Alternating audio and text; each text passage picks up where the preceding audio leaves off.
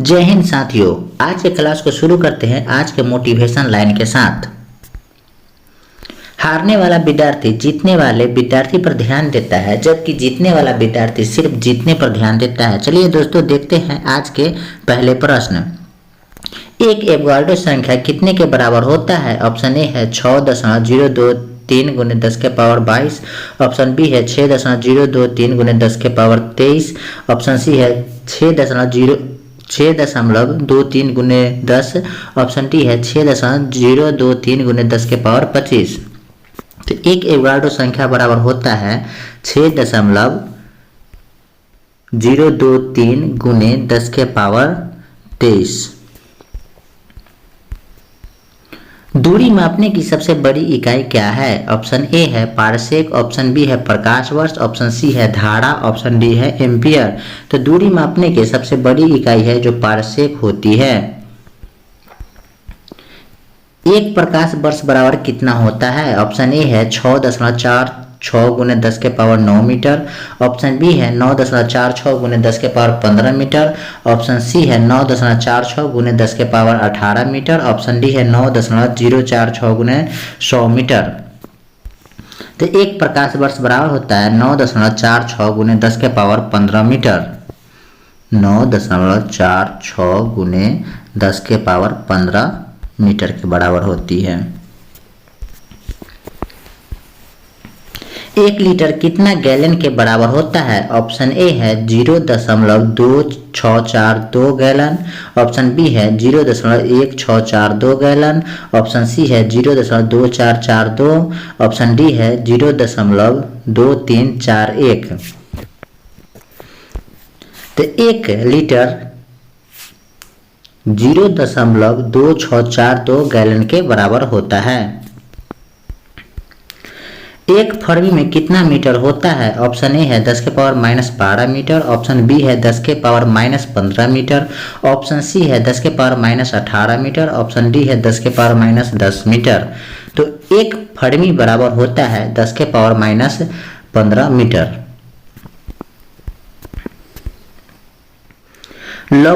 Logarithm के आविष्कारक कौन थे?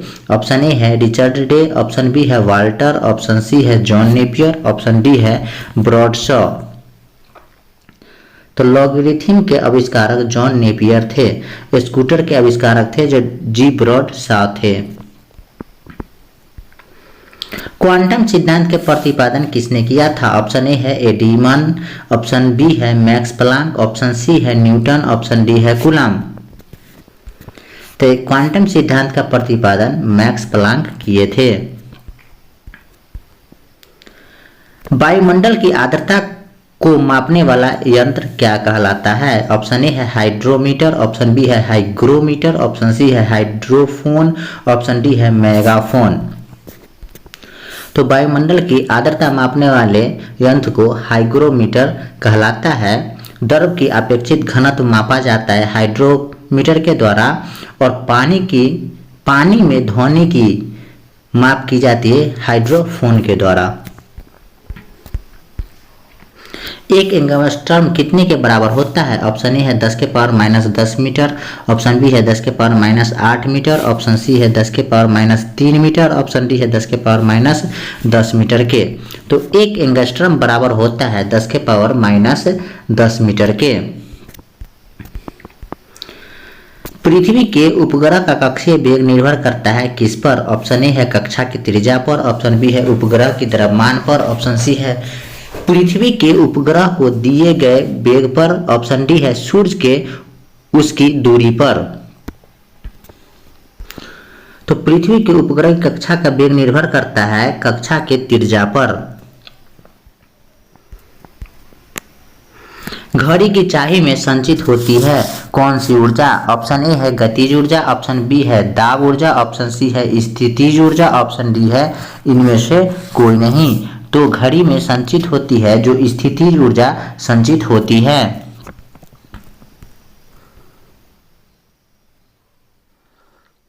यदि किसी पिंड के संवेग 50% बढ़ा दिया जाए तो गतिज ऊर्जा का मान क्या हो जाएगा? ऑप्शन ए है 50% बढ़ जाएगी, ऑप्शन बी है 50% घट जाएगी, ऑप्शन सी है 125% बढ़ जाएगी, ऑप्शन डी है 125% घट जाएगी। तो यदि किसी पिंड के संवेग 50% बढ़ा दिया जाए तो गतिज ऊर्जा 125% बढ़ जाएगी।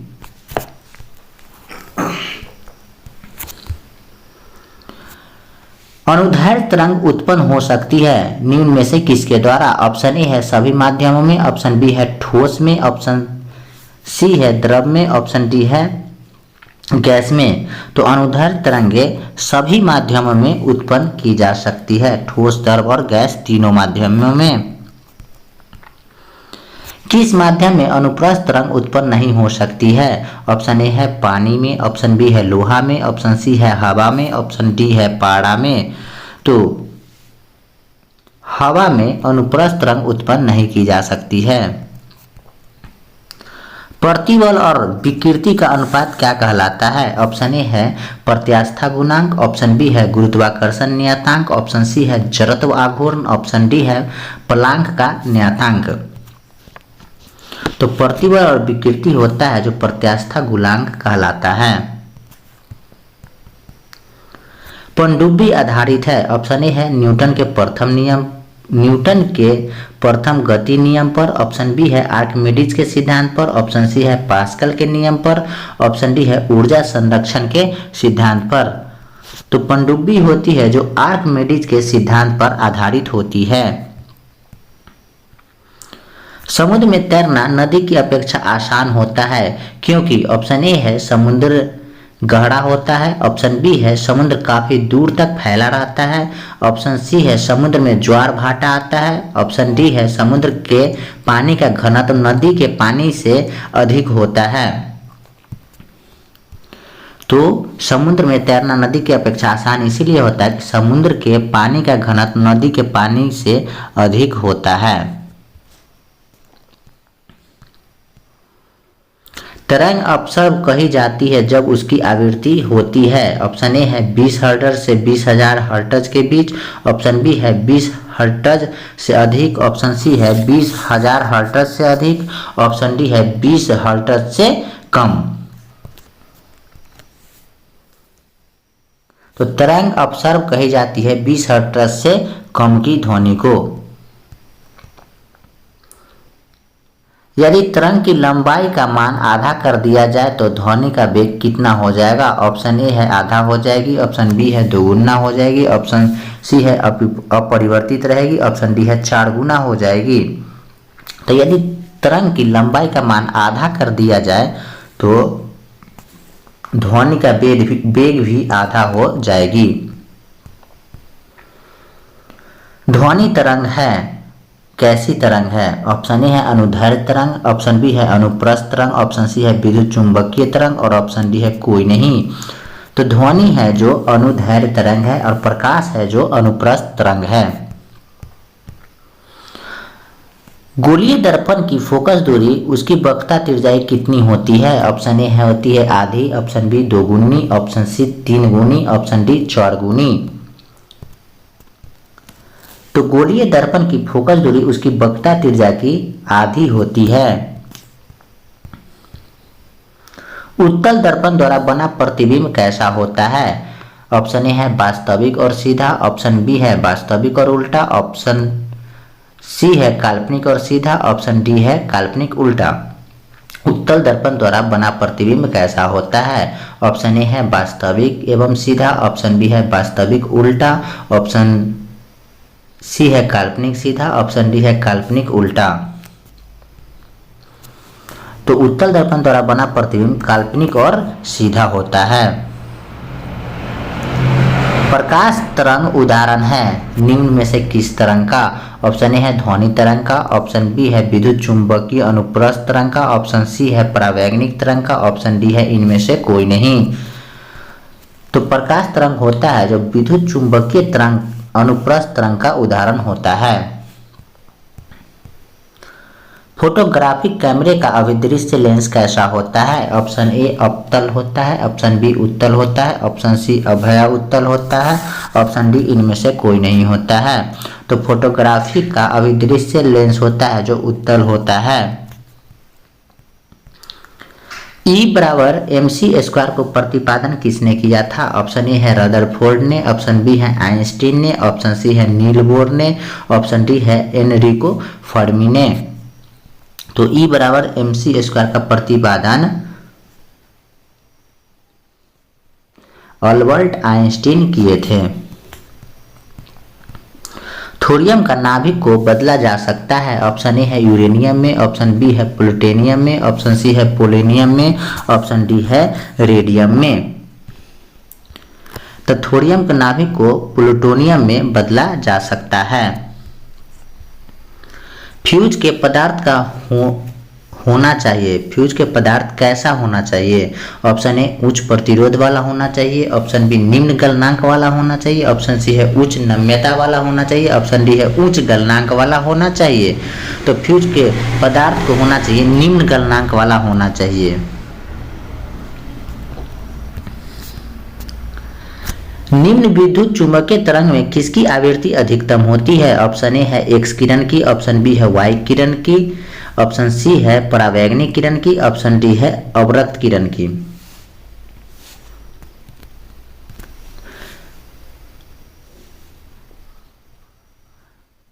तो वाई यानी कि गामा किरण की विद्युत चुंबकीय तरंग होती विकृति होती है जो सबसे अधिकतम होती है।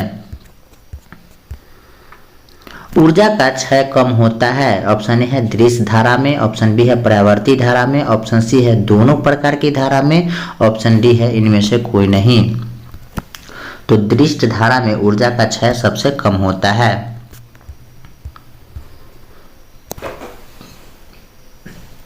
ट्रांसफार्मर किस सिद्धांत पर आधारित होता है? ऑप्शन ए है विद्युत चुंबकीय प्रेरण के सिद्धांत पर, ऑप्शन बी है चुंबकीय प्रेरण के सिद्धांत पर, ऑप्शन सी है स्वप्रेरण के सिद्धांत पर, ऑप्शन डी है अन्योन्य प्रेरण के सिद्धांत पर।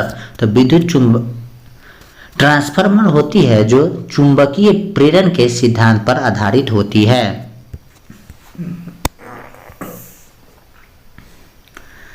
घरेलू प्रकाश के लिए प्रयुक्त लैंप किस क्रम में जोड़ा जाता है? ऑप्शन ए है श्रेणी क्रम में, ऑप्शन बी है समांतर क्रम में, ऑप्शन सी है श्रमित क्रम में, ऑप्शन डी है कोई निश्चित नहीं है। तो घरेलू प्रकाश को समांतर क्रम में जोड़ा जाता है। ऊष्मा किस प्रक्रिया से सर्वाधिक तीव्र कम से स्थानांतरित होती है? ऑप्शन ए है चालन से, ऑप्शन बी है संवहन से, ऑप्शन सी है विकिरण के द्वारा, ऑप्शन डी है इनमें से कोई नहीं। तो ऊर्जा है ऊष्मा है जो विकिरण विधि प्रक्रिया से सर्वाधिक तीव्र से स्थानांतरित होती है। न्यूनतम संभव ताप होता है कितना? ऑप्शन ए है -273 डिग्री सेल्सियस, ऑप्शन बी है 0 डिग्री सेल्सियस, ऑप्शन सी है -300 डिग्री सेल्सियस, ऑप्शन डी है 1 डिग्री सेल्सियस। तो न्यूनतम परम संभव ताप होता है -273 डिग्री सेल्सियस। यदि वायुमंडल न होती तो दिन की अवधि कैसी होती? ऑप्शन ए है कम हो जाती, ऑप्शन बी है अपरिवर्तित हो जाती, ऑप्शन सी है अपरिवर्तित हो जाती, ऑप्शन बी है ज़्यादा हो जाती, ऑप्शन डी है आधी हो जाती। तो अगर वायुमंडल नहीं होती तो दिन का अवधि होता जो कम हो जाता। सूर्य ग्रहण के समय सूर्य में कौन सा भाग दिखाई देता है? ऑप्शन ए है वर्गमंडल, ऑप्शन बी है कोरोना, ऑप्शन सी है प्रभात मंडल, ऑप्शन डी है कोई नहीं। तो सूर्य ग्रहण के समय सूर्य का कोरोना भाग दिखाई देता है। यही कोरोना होता है जो एक्सरे किरण उत्सर्जित करती है। आज का लास्ट क्वेश्चन देखते हैं। सूर्य के प्रकाश का आंतरिक परावर्तन हो सकता है यदि ऑप्शन ए है वायु से कांच में जाए तो, ऑप्शन बी है वायु से जल में जाए तो, ऑप्शन सी है कांच से वायु में जाए तो, ऑप्शन डी है जल से वायु में जाए तो सूर्य के प्रकाश का आंतरिक परावर्तन कांच से वायु में जाए तब हो सकता है। थैंक्स दोस्तों। आज का क्लास अच्छा लगा हो तो लाइक शेयर और सब्सक्राइब करना ना भूलें और अपने दोस्तों के साथ क्लास को शेयर करना ना भूलें। धन्यवाद दोस्तों।